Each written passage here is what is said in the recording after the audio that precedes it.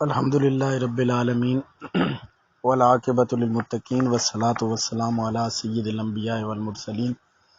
اما بعد فاعوذ باللہ من الشیطان الرجیم بسم اللہ الرحمن الرحیم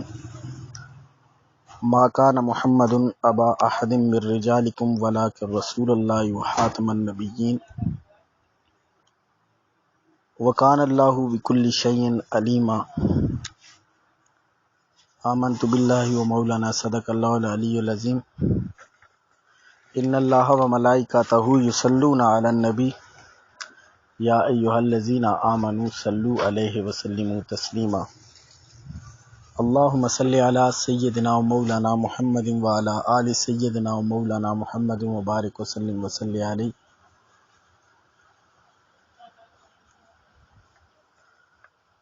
بعد از حمد و ثنا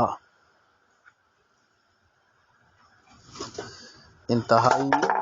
واجب القدر سامعین، آج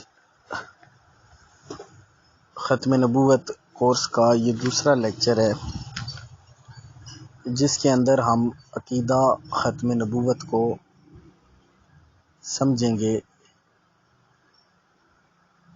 اور اس کے کہ یہ ختم نبوت کا عقیدہ ہے کیا اور اس پہ ایمان رکھنا کتنا ضروری ہے۔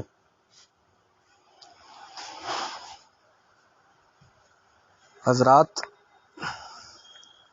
اللہ تبارک و تعالی نے حضور علیہ الصلاۃ والسلام کو آخری نبی بنا کر بھیجا، جیسا کہ سابقہ لیکچر میں ذکر ہو چکا کہ جب تک لوگوں کو مقام نبوت سے شناسائی نہ تھی اس سے پہلے کسی نے نبوت کا دعویٰ نہیں کیا۔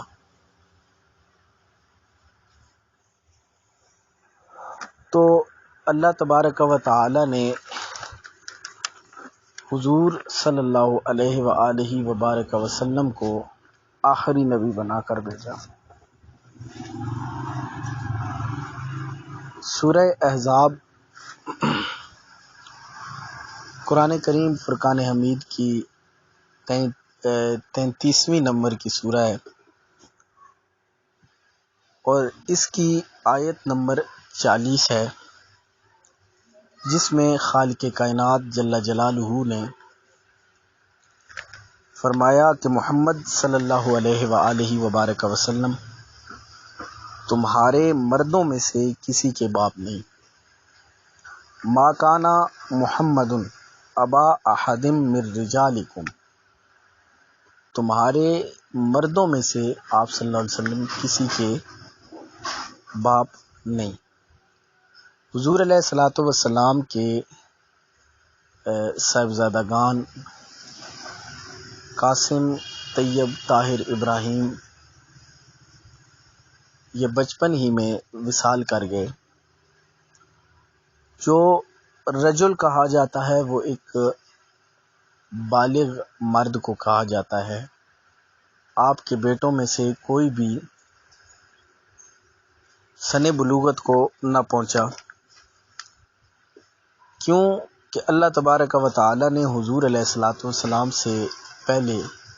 جو انبیاء بھیجے ان میں سے جیسے حضرت آدم علیہ السلام کے بیٹے حضرت شیس علیہ السلام وہ نبی تھے، اسی طرح حضرت ابراہیم خلیل اللہ علیہ السلام، آپ کے دو بیٹے حضرت اسماعیل علیہ السلام اور حضرت اسحاق علیہ السلام دونوں نبی تھے۔ اسی طرح حضرت اسحاق علیہ السلام کے بیٹے حضرت یعقوب علیہ السلام وہ نبی تھے، اور اسی طرح حضرت یعقوب کے بیٹے حضرت یوسف علیہ السلام وہ اللہ کے نبی تھے، اور اسی طرح حضرت داؤد علیہ السلام کے بیٹے حضرت سلیمان وہ اللہ کے نبی تھے۔ اس طرح بہت سے انبیاء کے بیٹے نبی ہوئے، تو ایسا نہیں کہ خالق کائنات کی منشا جو تھی وہ اس کے مطابق اللہ تبارک و تعالی نے ایک نظام قدرت طے فرمایا کہ حضور علیہ الصلوۃ والسلام کے بیٹوں کو سن بلوغت سے پہلے ہی اٹھا لیا، محفوظ فرما لیا، ان کا وصال ہو گیا، کیونکہ اللہ تبارک و تعالی نے ختم نبوت کا ایک عقیدہ دینا تھا جو منشاء الہی میں طے شدہ تھا، کیونکہ حضور علیہ الصلوۃ والسلام کے بیٹوں میں سے اگر کوئی سن بلوغت کو پہنچتا تو یقیناً وہ نبی ہوتا۔ تو اس لیے حضور علیہ الصلوۃ والسلام کے بعد سلسلہ نبوت چلنا نہیں تھا، تو حضور علیہ الصلوۃ والسلام کا کوئی بھی بیٹا وہ سن بلوغت کو نہیں پہنچا۔ اسی کا بیان خالق کائنات نے اس آیہ مقدسہ میں فرمایا کہ محمد صلی اللہ علیہ وآلہ وسلم تمہارے مردوں میں سے کسی کے باپ نہیں۔ دیکھیں یہاں پہ جس چیز کی نفی کی جا رہی ہے وہ پدریت نسبی کی ہے، کیونکہ اگر روحانی والد ہونے کے حوالے سے بات ہوتی تو حضور علیہ الصلوۃ والسلام پوری امت کے روحانی باپ ہیں، کیونکہ ازواج مطہرات کو امہات المومنین کہا گیا، تو اس لیے حضور علیہ الصلوۃ والسلام کا جو سلسلہ نبوت ہے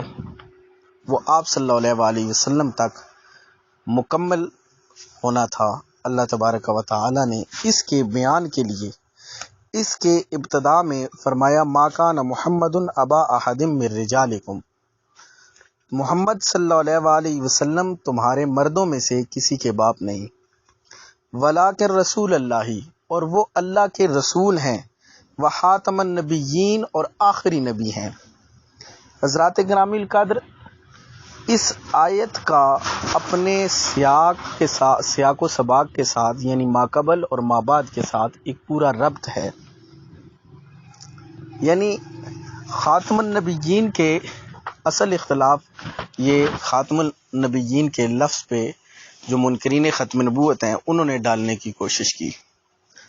کہ انہوں نے کہا کہ خاتم کا معنی مہر ہوتا ہے، تو اب معاذ اللہ ثم معاذ اللہ جتنے نبی بنیں گے وہ آپ صلی اللہ علیہ وآلہ وسلم کی مہر سے بنیں گے۔ یہ ان کا ایک خود ساختہ جو ہے مفہوم ہے، اس کا حقیقت کے ساتھ کوئی تعلق نہیں، نہ یہ، کیونکہ خاتم کا معنی مہر ہوتا ہے تو پھر وہ اس پہ اپنی طرف سے مختلف جو ہے کھینچ گھسیٹ کے دلیلیں پیش کرنے کی کوشش کرتے ہیں، جن کو میں آگے جا کے ڈسکس کروں گا انشاءاللہ العزیز۔ تو خاتم النبیین، پہلی بات کہ آپ مردوں میں سے کسی کے باپ نہیں، تمہارے مردوں میں سے حضور علیہ الصلوۃ والسلام کسی کے باپ نہیں۔ اس چیز کی وضاحت کے بعد پھر آپ کو اللہ نے آپ کی صفت کو بیان کیا کہ آپ اللہ کے رسول ہیں۔ رسول اور نبی میں فرق ہوتا ہے اصطلاح کے اندر، یعنی نبی جو ہوتا ہے وہ بعض انبیاء جو آئے تو انہوں نے دوسرے پہلے رسولوں کی جو کتب تھی انہی کے مطابق تبلیغ کی، لیکن رسول جو ہوتا ہے وہ صاحب شریعت ہوتا ہے، اس کو کتاب دے کر بھیجا جاتا ہے۔ تو اس لیے اللہ نے حضور علیہ الصلوۃ والسلام کو رسول بنا کے بھیجا، اور آپ کی شریعت جو ہے یہ کامل شریعت ہے۔ آگے چل کے یہ اس پہ بھی پورا ایک لیکچر آئے گا کہ کیسے ایک جو ہے دین اسلام ایک کامل دین ہے جب دین مکمل ہو گیا تو پھر نئے کسی دین کی ضرورت نہیں۔ حضور کی شریعت کامل شریعت ہے، حضور اللہ کے رسول ہیں، اس لیے حضور خاتم النبیین ہیں۔ آگے چل کے اللہ نے فرمایا وَكَانَ اللَّهُ بِكُلِّ شَيْءٍ عَلِيمًا، اور اللہ جو ہے وہ ہر چیز کا علم رکھنے والا ہے، ہر چیز سے واقف ہے۔ یعنی جو خالق کائنات نے حضور علیہ الصلوۃ والسلام کو خاتم النبیین بنایا تو یہ اللہ کی علم اور منشا ہے، وہ ہر چیز کا علم رکھتا ہے، وہ تمہاری چاہت اور منشا کے مطابق نہیں چلتا، اس کو ہر چیز کا علم ہے۔ اس پہ آئیں بائیں شائیں کی گنجائش اللہ تبارک و تعالیٰ نے یہ کلمہ فرما کے جو اس پہ کھینچ کسیٹ کے اپنی طرف سے سیاق و سباق سے ہٹ کے معنی کرنے کی کوشش کرتے ہیں، اس کے ماقبل سے ہٹ کے معنی کرنے کی کوشش کرتے ہیں، تو ان کے لیے یہ اس بات میں لمحہ فکریہ ہے کہ یہ خالق کائنات کی منشا ہے، آپ اس میں دخل نہ دو۔ تو حضرات گرامی القدر، تو یہاں پہ اللہ تبارک و تعالیٰ نے آپ کو خاتم النبیین فرمایا۔ میں پھر واپس لفظ خاتم النبیین پہ آؤں گا۔ تو خاتم کا معنی اپنے سیاق و سباق کے حوالے سے دیکھیں تو بھی مور ہے، آخری ہے۔ اگر اس کا معنی مور کیا جائے لفظ میں، کیونکہ لغت میں مور بھی خاتم کے معنی میں آتا ہے، جس طرح کہ قادیانی حضرات اس کے لیے مثال دیتے ہیں کہ اللہ تبارک و تعالیٰ نے سورہ بقرہ کے اندر فرمایا وَخَاتَمَ اللَّهُ عَلَىٰ قُلُوبِهِمْ وَعَلَىٰ سَمْعِهِمْ وَعَلَىٰ أَبْصَارِهِمْ غِشَاوَةٌ وَلَهُمْ عَذَابٌ عَظِيمٌ۔ اللہ تبارک و تعالیٰ نے مور لگا دی وَعَلَىٰ سَمْعِهِمْ، ان کی سماعتوں پر، ان کے کانوں پر، وَعَلَىٰ أَبْصَارِهِمْ، اور ان کی آنکھوں پر، ان کی بصارت پر۔ تو یہاں پہ خاتم یا خاتم کا مطلب جو ہے یہ مہر ہے، تو پھر یہاں کیوں جو ہے آپ آخری کرتے ہو؟ بھائی کسی چیز کا سلسلہ جب مکمل ہو جاتا ہے تو اس کے بعد جو ہے مہر لگائی جاتی ہے۔ تو یہاں پہ اگر مہر لیا جائے تو مہر بھی آخری معنی میں آئے گا، نہ کہ کسی اور معنی کو، کیونکہ اگر کوئی اور معنی کیا جائے جس طرح وہ کرتے ہیں کہ جی اب کوئی معاذ اللہ ثم معاذ اللہ نبی بنے گا تو حضور علیہ الصلوۃ والسلام کی مہر لگے گی تو نبی بن جائے گا، تو انہوں نے یہ اپنی طرف سے ایک من گھڑت جو نبوت نکالی کہ مرزا صاحب قادیانی پہ مہر لگی تو وہ نبی بن گئے۔ تو ایسی چیز نہیں ہے، مرزا قادیان پہ کوئی مہر نہیں لگی، نہ حضور کی کوئی مہر ایسی لگتی ہے کہ جس سے بندہ نبی بن جاتا ہے، یہ ان کی من گھڑت بات ہے۔ دیکھیں کل پچھلے لیکچر کے اندر جس چیز کا میں نے ذکر کیا تھا آپ نے سماعت کیا کہ ختم نبوت کا عقیدہ، تو اب اس میں ختم اللہ جی مور کے معنی میں، تو مور بھی تکمیل پہ ہے، یہاں پہ اللہ تبارک و تعالیٰ نے مور لگا دی، اب ان کی سماعتوں کے اندر اور بصارتوں کے اندر ہدایت داخل نہیں ہو سکتی، ہدایت کا سلسلہ اللہ نے بند کر دیا، تو یہ بھی آخری ختم کے معنی میں مور ہے، ٹھیک ہے۔ تو یہاں بھی خاتم النبیین یہ ختم آخری کے معنی میں ہے کہ حضور علیہ الصلوۃ والسلام سلسلہ نبوت کو ختم کرنے والے ہیں، آپ کے بعد کوئی بھی نبی نہیں آئے گا، نیا نبی نہیں آ سکتا۔ اچھا، یہاں پہ اس ساری گفتگو کو جو آپ نے سماعت کیا اور سیاق و سباق کے حوالے سے اس آیہ مقدسہ کو اگر دیکھا جائے اور احادیث کی روشنی میں، جس طرح حضور علیہ الصلوۃ والسلام نے حضرت تاجدار کائنات مولا مشکل کشا علی المرتضیٰ کرم اللہ وجہ الکریم سے فرمایا کہ اے علی تو میرے ساتھ اس طرح ہے جس طرح موسیٰ علیہ السلام کے ساتھ ہارون علیہ السلام، لیکن میرے بعد نبی کوئی نہیں۔ اسی طرح حضور علیہ الصلوۃ والسلام کا ایک اور فرمان مبارک کہ آپ صلی اللہ علیہ وسلم نے فرمایا کہ کسی نے ایک محل بنایا، اس محل کی تکمیل ہو گئی اور اس میں ایک اینٹ کی جگہ باقی تھی، تو لوگ آتے اور دیکھتے اور کہتے کہ یہ اینٹ جو ہے اس میں یہ مکمل نہیں ہے، اس کی وجہ سے مفہوماً عرض کر رہا ہوں۔ تو حضور علیہ الصلوۃ والسلام نے فرمایا کہ یہ قصر نبوت ہے اور میں اس کی آخری اینٹ ہوں۔ تو حضور علیہ الصلوۃ والسلام اب قصر نبوت مکمل ہو گیا۔ تو ان ساری چیزوں کو مد نظر رکھا جائے تو یہ چیز جو خاتم النبیین کی اصطلاح جو اللہ تبارک و تعالی نے فرمائی اس آیہ مقدسہ میں، اس کے بعد اور اللہ تبارک و تعالی نے فرمایا کہ آج تم پہ دین مکمل ہو گیا، اس آیہ مقدسہ کو اور ان ساری چیزوں کو مد نظر رکھا جائے تو ختم نبوت کا عقیدہ یہ قطعی ہے، اس میں ظن کی کوئی گنجائش نہیں ہے، یہ ظنی نہیں ہے، یہ قطعی ہے۔ ٹھیک ہے کہ کوئی منع کر کے اس سے نکالا گیا، کوئی مفہوم کر کے اس سے ختم نبوت کا مفہوم نکالا گیا نہیں، بلکہ قطعی طور پہ حضور علیہ الصلوۃ والسلام کو آخری نبی ہونا جو ہے اس میں ثابت ہے۔ تو اس لیے اس کا جو انکار کرے گا تو ہم پہ اس کو کافر جاننا لازم ہے۔ یہ ضروری نہیں ہے کہ قادیانی یا جتنے بھی ختم نبوت کے منکر ہیں وہ ہمیں کافر کہیں تو ہم ان کو کافر کہیں گے۔ جس طرح کہ مرزا محمد علی انجینئر مرزا محمد علی صاحب، انہوں نے اپنی ایک ویڈیو کے اندر یہ بات کہی کہ میں انجینئرنگ کرتا ہوں ان کی، جس کی ذرا پچھلے لیکچر میں اشارہ کیا گیا، میں نے اشارہ کیا کہ میں انجینئرنگ کرتا ہوں کہ جی وہ جو ہے ہمیں کافر کہتے ہیں تو ہم اس لیے کافر ان کو کہتے ہیں۔ تو اس کی دلیل پہ انہوں نے کیا پیش کیا، اس کی کیا انجینئرنگ ہے، وہ کہہ رہے ہیں کہ جی وہ تو مرزا قادیانی کو جو ہے نبی بنا کے نبی کہتے ہیں، تو اب نبی کا انکار تو ہے جو ہے،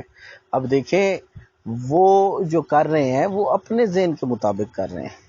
اپنی تعویلات کے مطابق کر رہے ہیں، اپنی من گھڑت عقائد کے مطابق کر رہے ہیں۔ ٹھیک ہے، تو آپ مرزا کو نبی نہیں مانتے تو پھر وہ ان پہ لازم ہوگا کہ وہ ہمیں کافر جانے۔ تو اس لیے جو ہے میں انجینئرنگ کر رہا ہوں کہ ہم ان کو کافر اس لیے کہتے ہیں، یہ بات نہیں ہے، ہم اس لیے نہیں ان کو کافر جانتے، ہم اس لیے ان کو کافر جانتے ہیں کہ وہ جو ہے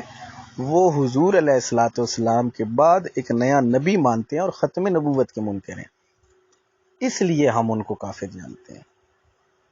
جو بھی ختم نبوت کا منکر ہے، یہ عقیدہ قطعی ہے، وہ کافر ہے اور اس کا کافر جاننا